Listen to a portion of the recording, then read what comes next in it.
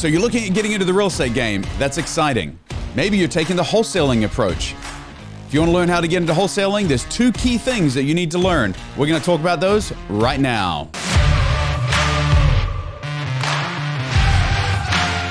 For those that don't know, wholesaling in real estate is the art of getting a home under contract with really no intention of rehabbing it yourself, with the idea that you would assign the contract to an investor on the back end so that they can go in and do the value add opportunity that you may be presenting to them. So let's assume that you've either dropped some mail, you've knocked on some doors, you've networked, you've found a motivated seller who wants to sell you their house, and you've got it under contract. But now what? How do you close that first wholesale deal? There's 2 things that you need to do or be aware of to be able to close and get that first paycheck. The first and easiest way to dispose of this asset and take your first payday is to have a buyer lined up, a ready, willing, and able investor who's able to consummate the sale and take that contract off your hands and pay you at the closing table. I've got 3 do's and 3 don'ts as far as building that relationship with your investor. First things first, talk to your buyer and identify his buying criteria. Make sure that the investment you bring to him is indeed in the area, location, and size of investment that he's looking to make.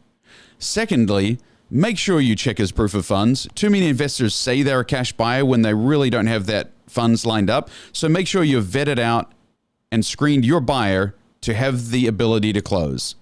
And lastly, let's talk through the investment prospectus or his pro forma. You want to be using his documentation when you present an opportunity for him.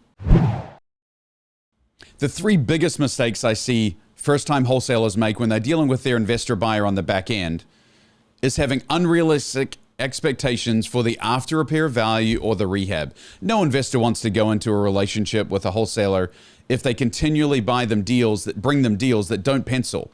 Make sure you follow a strict protocol of really good comping so that you know what the property's worth on the back end, and work with the investor to understand how they value their rehab. Get a rehab calculator for them. We provide all our wholesales with our rehab calculator so that they can be very dialed in as far as how much work is needed to be done to that property. The second point I'd like to make is think long-term relationship. This is not a one and done transaction. Think relational over transactional. You're not trying to just screw this guy over and make as much money as possible on this one deal. You're trying to make it a fair deal, a fair transaction so that you can get paid a fair amount and there's still meat on the bone for the investor who's going in to do the rehab to be able to make some money on the back end as well. Think long-term relationship rather than just a transaction that you're trying to maximize. Our best wholesalers are ones that understand and appreciate the extent to which we have to go in and do the work so that we understand a win-win. I don't care how much a wholesaler makes as long as we can make some margin on the back end as well. The third point is be a pro, be professional. We're all trying to up the game in Kansas City. You care as much as I do about this market that we operate in, and I'm sure you care about your market wherever you're at in America. So I'd encourage you, be a pro. Hold yourself to a higher standard. Communicate. Be accountable to each other, to bring each other timely and accurate information. Disclose all you know about the property. You don't want to have hidden flaws or hidden things about a property. So be professional, hold yourself to a higher standard, and go back to that long-term relationship, and you'll thank me later. Okay, so maybe you don't have a buyer lined up. The second way that you could actually wholesale your first deal is by taking it down and having a private lender lined up. That gives you the time and effort to either list it on the MLS or find a buyer through some other source that just may take longer. So if you don't or are not able to consummate the sale in your designated contractual time point, normally 2, 3, or 4 weeks, don't renegotiate with the seller for another time period. Have the cash to take that down. How do you do that? If you don't have the cash in hand, get a line of credit, maybe against your personal residence or some assets that you own, a HELOC, so you can have the ability to take down that cash property, double close on the transaction, and then pay back down the loan after you've closed on it on the back end.